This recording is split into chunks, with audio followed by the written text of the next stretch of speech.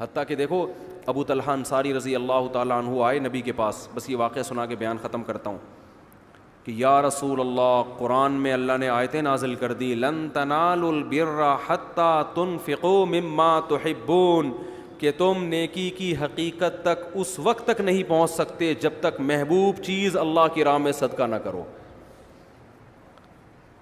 یعنی اگر نیکی تو کم چیز بھی صدقہ کرنے سے ہوگی، لیکن اگر نیکی کی حقیقت اور تہ تک پہنچنا چاہتے ہو تو ایسی چیز صدقہ کرو جس سے تمہارا دل اٹکا ہوا ہے. محبوب چیز نکالو اللہ کی راہ میں، قربانی دو. دیکھو جس کو دنیا میں جب ایک دوسرے سے محبت ہوتی ہے نا تو لوگ آپ سے آپ کی پسندیدہ چیز مانگ لیتے ہیں.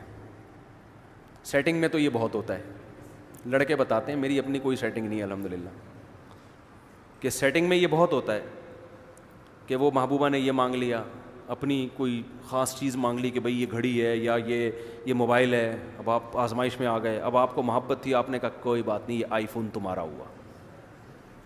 وہ جوش میں آ جاتی ہے، بھائی یہ ہے محبت. یہ دنیا میں ہوتا ہے، انسان آزماتا ہے.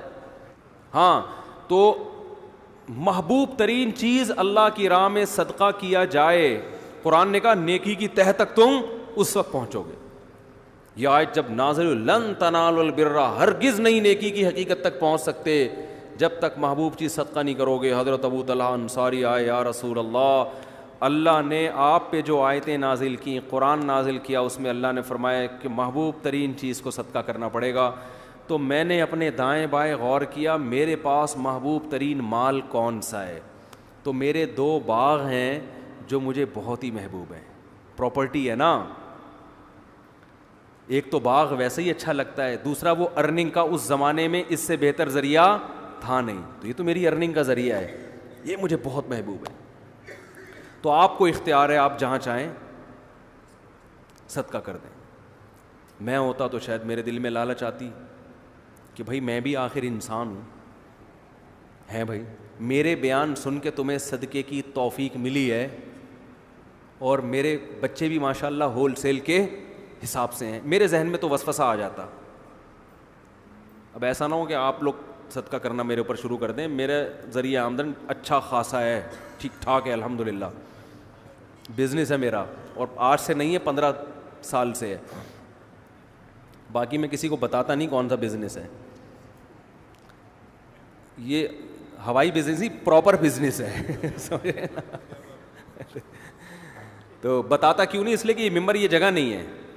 کبھی چھاؤں میں آئیں تو بات کریں گے. پھر وہ لیکن اب بتاؤں گا تو بولیں گے چورن بیچ رہا ہے اپنا، تو میں نہیں بتاؤں گا.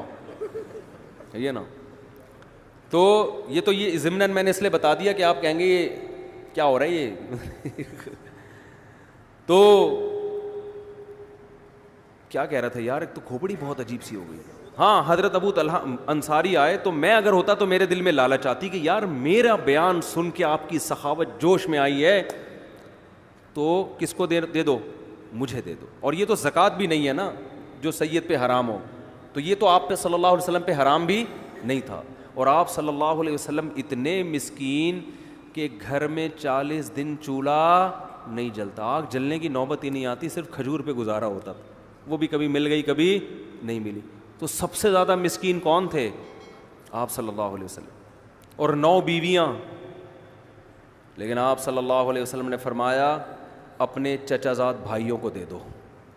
کیوں؟ قرآن رشتہ داری جوڑنے کا بہت زیادہ حکم دیتا ہے نا. تو آپ صلی اللہ علیہ وسلم کو معلوم تھا ان کے چچا زاد بھائیوں کی مالی حالت اچھی نہیں ہے، اور ان کے ریلیٹیو بھی ہیں، رشتہ دار بھی ہیں. پہلے آپ نے فرمایا بخن ذاک مال رابع. فرمایا واہ واہ واہ، یہ تو بہت قیمتی مال ہے. اپریشیٹ کیا کہ یہ تو بڑا جذبہ ہے تمہارا، اتنا قیمتی مال صدقہ کر رہے ہو، واہ واہ واہ واہ. پھر فرمایا اپنے چچا زاد بھائیوں کو دے دو جا کے.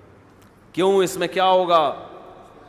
صدقے کا ثواب بھی ملے گا اور رشتہ داری مضبوط ہوگی. صدقے کا ثواب بھی ملے گا اور رشتہ داری مضبوط ہوگی. کتنا بڑا ظرف ہے. آج جاہل پیروں کو میں یہ ہمت دیکھی آپ نے، کہیں گے ڈبہ اس میں ڈال دو. ٹھیک ہے نا، کلی اختیارات کے ساتھ کہ جب میں چاہوں میں کھاؤں، جب چاہوں میں صدقہ کروں. یہ کلی اختیارات مجھے سمجھ میں نہیں آتے.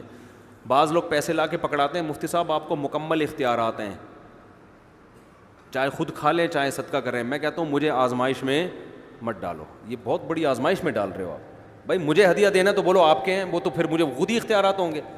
کیونکہ انسان ایسے موقع پہ اتنی مصیبت میں پڑ جاتا ہے کہ آپ نے کوئی رقم دی, بولا آپ چاہو تو آپ استعمال کرو, چاہو تو صدقہ کر دو. اب آدمی کہتا ہے پتہ نہیں یار ایک مصیبت میں ڈال دی ایک بندے نے, یہ کیا, وہ تو ویسے بھی تو آپ سیدھے سے بولو بھائی صدقہ کر دو اس کو, یہ آپ کے نہیں ہے, یہ صدقہ کرنے کے لیے ہیں. تو یہ گول مول باتیں نہیں کرنی چاہیے ان معاملات میں کبھی بھی.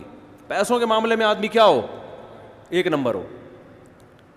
تو نبی صلی اللہ علیہ وسلم نے فرمایا کس کو دے دو, ابن الاعمام, اپنے چچا زاد بھائیوں کو دے دو.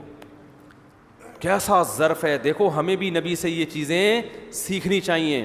آپ جب بہن بھائیوں کو صدقے کی ترغیب دے رہے ہو, رشت کوئی بھی گھر کا بڑا ہوتا ہے بچوں کو ترغیب دے رہا ہوتا ہے, تو